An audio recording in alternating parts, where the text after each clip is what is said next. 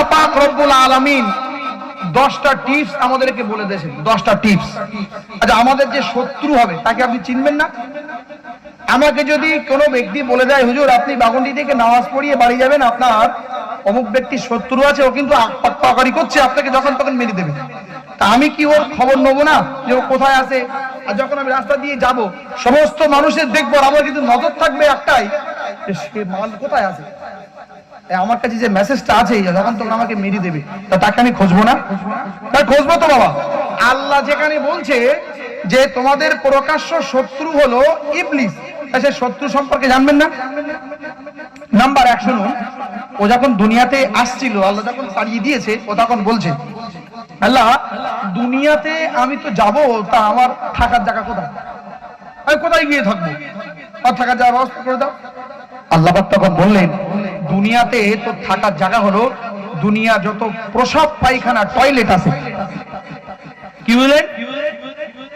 আল্লাহ পাক রব্বুল আলামিন ইবলিস শয়তানকে ওই সময় বলেছিলেন, যা যা যা যা, দুনিয়াতে যত নোংরা জায়গা, যত নাপাকি জায়গা, যত নোংরা জায়গা আছে, অর্থাৎ দুনিয়ার বুকিতে যত প্রসব পায়খানা ঘর আছে, ওইগুলো তোর বেডরুম, ওইগুলো তো থাকার জায়গা।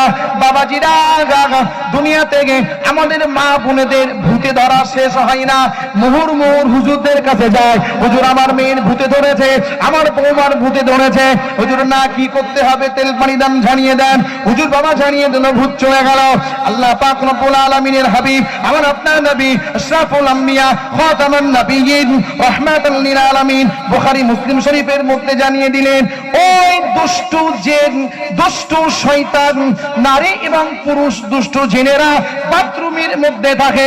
তাই আমার আপনার নবী হাদিস শরীফের মধ্যে জানিয়ে দিলেন, ও আমার প্রিয় উম্মত উম্মতিরা, উম্মত উম্মতিরা, তোমরা যখন দুনিয়াতে প্রসব পায়খানা প্রাকৃতিক কাজ সারার জন্য যাবে, তোমরা আল্লাহুম্মা ইন্নী আউযু বিকা মিনাল খুবুথি ওয়াল খাবাইস, আল্লাহুম্মা ইন্নী আউযু বিকা মিনাল খুবুথি ওয়াল খাবাইস।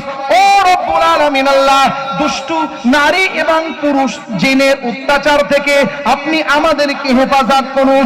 আর নবী পাক আমাদের আরো একটা টিপস বলেছেন, তোমরা যখন ইস্তেনজায় যাবে, বাথরুমে যাবে, তোমরা তখন তোমাদের মাথা মস্তকগুলোকে আবৃত করে রাখবে, ঢেকে রাখবে।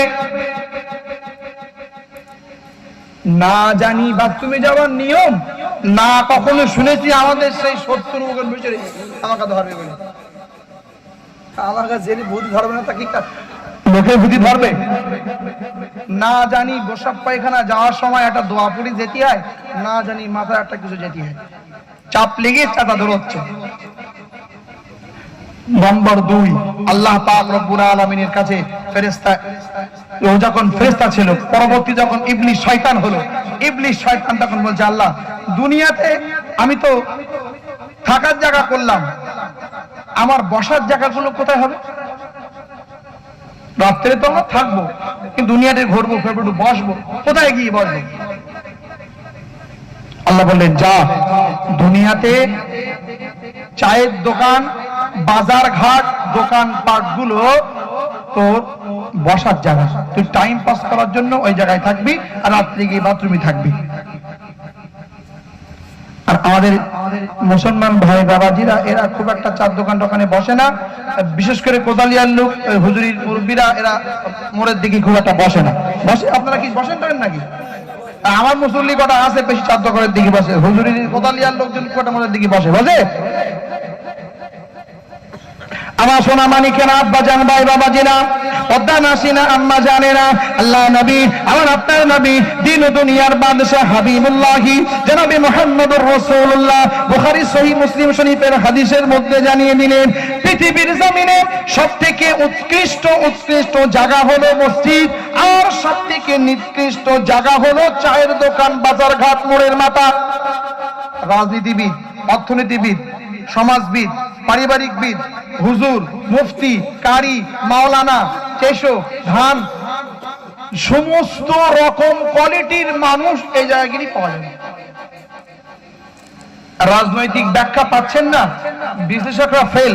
চায়ের দোকানে শুধু বলবেন, 5 জন সঙ্গে সঙ্গে উত্তর জবাব জন্য রেডি। একটা ফতোয়ার মশলা সমাধান পাচ্ছেন না, হুজুররা ফেল, চার দোকানে চা খেতে খেতে একটুখানি বলবেন এই মশলাটা কি হবে তা কি জানি, অটোমেটিকলি বিড়ি টানতে টানতে দুটো মুফতি সাহেব বলে দেবে ফতোয়াটাই। আমি কি খারাপ কিছু বলছি? মিলিয়ে নেবেন তো কথাটা। আরে আমরাও মানুষ, ইমামতি করলেও হুজুর হলেও আমরাও সমাজের বাস্তব চিত্রটা জানি। আমি পাশে বসে আছি, একদম বাস্তব কথা বলছি, আমি পাশে বসে আছি, একজন একটা মশলা জিজ্ঞাসা করেছে আমার কাছে, একটা কথা বললে পারতো, ম্যান্ডেট সবসময় তো এক জায়গায় থাকে না, তার তো ডাইনি বাই ভেবে কোন কেতাবে আছে, কোথায় আছে, এর উত্তরটা কি, একটু ভাবতেও তো সময় লাগে। পাশে বিড়ি টানতে টানতে এক আধা বয়স্ক বাবাজি সঙ্গে সঙ্গে তার একটা মতামত মশলা বলে দিল। আমি বললাম চাচা তুমি এই মশলার কথাই বল না, এটাই হবে। এই সেই ইবলিসের চ্যালেঞ্জ ওখানে গিয়ে কাজ করে। দুনিয়াতে বসার জায়গাগুলো আল্লাহ পাক রব্বুল আলামিন ওকে সিলেক্ট করে রেখেছে যে যা তুই ওই সমস্ত জায়গাগুলোই গিয়ে বসবি। ও তখন বলল আল্লাহ বসার জায়গা হলো, থাকার জায়গা, আমি খাবো কি?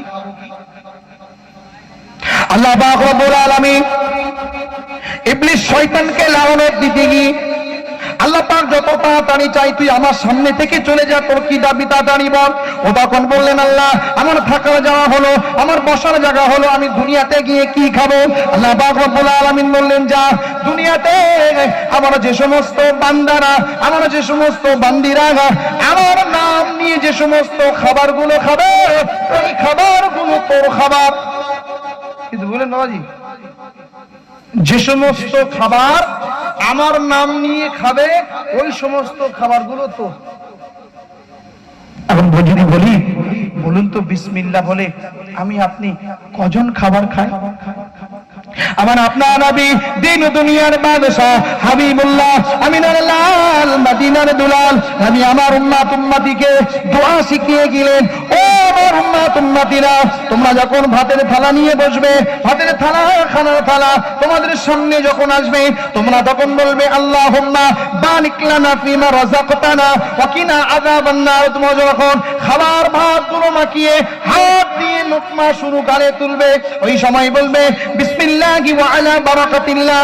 তোমরা যখন আগে ভুলে যাও খাওয়া শুরুতে, এমন যদি হয় তোমরা দোয়া পড়তে ভুলে গেছো, খেতে খেতে খেতে খেতে মাঝখানে আবার মরে এসেছে, ও আমার প্রিয় মুসল্লিয়ানে کرام বাবাজিনা, তোমরা যদি অটোমেটিকলি খাবার মাঝখানেও যদি মনে এসে যায় শুরুতে আমার দোয়া বলা হয়নি, তুমি ওই সময় দোয়া বলে নাও বিসমিল্লাহি আউয়ালুহু ওয়া আখিরা। খাওয়া যখন শেষ হয়ে যাবে হাত চাটতে চাটতে দোয়া পড়ে নাও, আল্লাহর শুকরিয়া আদায় করে নাও, আলহামদুলিল্লাহিল্লাযী আত'আমানা ওয়া সাকানা ওয়া জা'আলানা মিনাল মুসলিমিন। এক ভাত খাওয়ার যদি চারটে দোয়া হয় হুজুর, এটা ভাত খাবো কখন?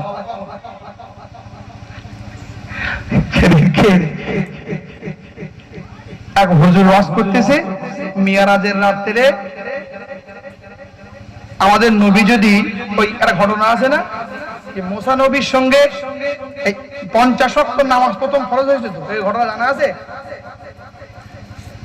আমাদের উপরে কিন্তু সর্বপ্রথম 50 ওয়াক্ত নামাজ ফরজ হয়েছিল, জানেন না?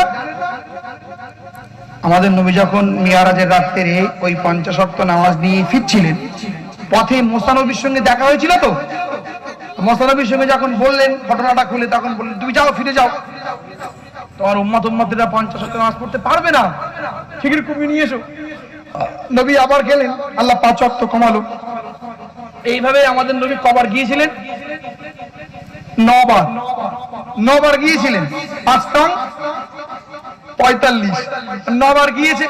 প্রথমবার গিয়েছে 5 ওয়াক্ত, আল্লাহ কমিয়ে 45 ওয়াক্ত করেছে। আবার ফিরে আসছে নবীর সঙ্গে, আবার দেখা, আবার খুলে বললো ক ওয়াক্ত, বললো 45, বলে আবার ফিরে যাও, আপনার উম্মতেরা পারবে না। আবার তখন আল্লাহ নবী আবার গেল। এই করতে করতে 9 বার যাওয়ার পরে 5 ওয়াক্ত আসলো। আমি ওয়াজ শুনছি, আমি নিজে মোবাইলে ওয়াজ শুনছি, হুজুর ওয়াজ করছে, এই ওয়াজটা ঠিক এই ওয়াজটা পাশের থেকে এক চাচা মজলিস থেকে উঠে যাচ্ছে। হুজুর বলছে চাচা উঠে যাচ্ছ কেন? যে নবী তো আর একবার গেলেই পারতেন। বললেন না? আমাদের নবী আর একবার গিয়ে 5 ওয়াক্ত আমাদের আর করতে দিলেন। 9 বার গেছে, 45 ওয়াক্ত যখন কমিয়েছে, আমাদের নবী আর একবার আল্লাহর কাছে গেলে 5 ওয়াক্ত মাফ হয়ে যেত। কেন না গিয়ে 5 ওয়াক্ত নিয়ে আসলেন? যদি আর একবার যেত তাই 5 ওয়াক্ত নামাজ আমাদের প্রতি আর ফরজ হতো না। এরকম ভাবছেন না তো? খাওয়ার দোয়া যদি 4টে হয়, ভাত খাবো কখন? এতটুকু যদি না বলতে পারেন, অন্তত বিসমিল্লাহ, আমি আল্লাহর নামে শুরু করছি, এই কথাটা বলে যে কোনো খাওয়া শুরু করবেন। আল্লাহর নবী হযরত আবু হুরায়রা রাদিয়াল্লাহু তাআলা আনহু সহ বিশিষ্ট কিছু সাহাবাদেরকে নিয়ে বসে আছেন। একজন সাহাবা খানা খাচ্ছেন, খানা খেতে খেতে হুজুর সাল্লাল্লাহু আলাইহি ওয়াসাল্লাম দেখছেন। কিছু সময় পরে বিসমিল্লাহ বলে নিল, আল্লাহর নবী হাসা শুরু করলেন। সাহাবারা জিজ্ঞাসা করলেন, ইয়া রাসূলুল্লাহ, আপনি অমুক ব্যক্তি অমুক সাহাবার খানা খাওয়া দেখে হাসলেন কেন? বলছে, আমি যখন প্রথম দেখছিলাম ওই ব্যক্তির সঙ্গে ইবলিশ শয়তানেরাও চতুর্দিক থেকে খাওয়া শুরু করছিল, একসঙ্গে এসো করে খাচ্ছিল। ওই ব্যক্তি যখনই মাঝখানে খেতে খেতে বিসমিল্লাহ পড়ে নিল, আমি দেখলাম শয়তানেরা সমস্ত বরকত আবার নতুন করে উগরে দিয়ে, আবার সমস্ত বরকত উগরে দিয়ে খাবারগুলো যেভাবে খাচ্ছিল সব কিছু ফিরে গিয়ে আবার ওরা চলে গেল। এই দৃশ্যটা আমি নবী দেখে আবার হাসি ফেল। কোন খাবার আল্লাহর নাম না নিয়ে কোশ্চিন কেন খাবেন না, ওই খাবারটা শয়তানের খাবার হয়ে যায়। নাম্বার 5, হে আল্লাহ, আমি আমার তো অনেক শাগরেদ রয়েছে, আমি তাদের কিভাবে কোন দিক দিয়ে আহ্বান করব? আল্লাহ বললেন, যা, দুনিয়াতে এই বাদ্যযন্ত্র, বাঁশি, গান বাজনা, ড্যান্স, হাঙ্গামা, এইগুলো হলো তোর শাগরেদদের ডাকার মাধ্যম। আজকে গানের কথা যদি বলতে হয়, আজকে জানেন অত্যন্ত দুঃখ লাগে। শয়তান না, আমার যেন মনে হয় কিছু কিছু সময় শয়তান পৃথিবীতে জয়ী হয়ে আছে। আজকে গান পৃথিবীতে প্রতিষ্ঠিত হয়ে আছে। কানে কানে, বাড়িতে বাড়িতে, গলিতে গলিতে, সমস্ত জায়গায় গান গান গান গান বাজনা। মোটর সাইকেল চালাচ্ছে, সাইকেল চালাচ্ছে, গাড়িতে বসে আছে, 2 কানে 2টো হেডফোন, এমন ভাবে শুনছে আপনিও বুঝতে পারবেন না, আর তার গানের দিমাগের মধ্যে গানগুলো পৌঁছে যাচ্ছে। আগে হাটে বাজারে ট্রেনে কান পাতা যেত না, মানুষের চেঁচামেচি, মানুষের গল্প, এক জায়গায় হলে 5 জন গল্প গুজব কথাবার্তা। এখন ট্রেনে যাবেন, খুব একটা হইচই আর পাবেন না, ঝাঁসছে হাতে একটা করে মোবাইল, কখন শিয়ালদাসী আছে বুঝে গেছে। প্রিয় মুসল্লিয়ান ইকরাম, আজকে পৃথিবীতে আমার মনে হয় আরেকটা শয়তান জয়ী হয়ে যাবার কারণেই আসমানি গজবগুলো আমাদের প্রতি নামে। আল্লাহ পাক রব্বুল আলামিন আরেকটা দাবি, যেটা হলো সর্বশেষ বলে আমি শেষ করব না, আমার 5 নম্বর যেটা হবে, আমি 10টা বলতে পারবো না, হুজুররা এসে গেছেন। সব থেকে বড় যেটা আল্লাহর নবী বললেন, আমার উম্মতের জন্য, পুরুষদের জন্য সব থেকে বড় ফিতনা, নারী ছাড়া আমি আর কিছু দেখতে পাবো না, পাচ্ছি না।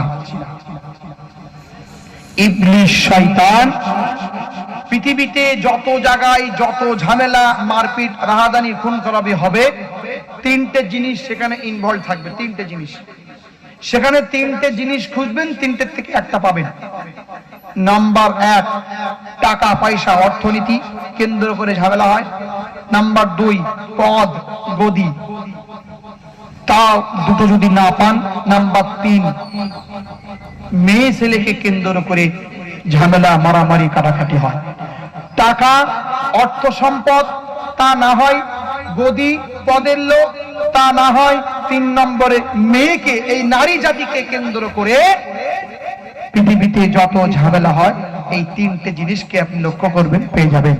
আল্লাহর নবী আমাদেরকে বারংবার বলেছেন, সব থেকে আমার পরে আমি দেখতে পাচ্ছি আমার উম্মতের জন্য নারীর থেকে বড় ফিতনা আর কিছু নেই। প্রিয় মুসল্লিয়ান ইকরাম, প্রিয় শ্রোতা মণ্ডলী, বলতে বলতে প্রায় অনেকটা সময় বলে ফেলেছি।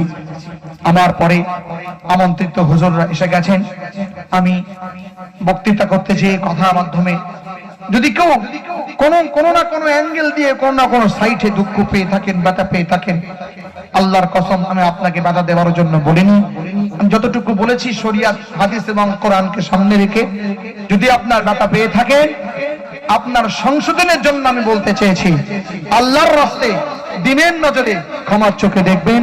আল্লাহ পাক রব্বুল আলামিন আমরা এত সময় পর্যন্ত যা কিছু শুনেছি এবং পরবর্তীতে যা কিছু শুনবো, আমাদের আল্লাহ পাক রব্বুল আলামিনের হাদিস এবং কোরআন অনুযায়ী আমল করার তৌফিক দেন।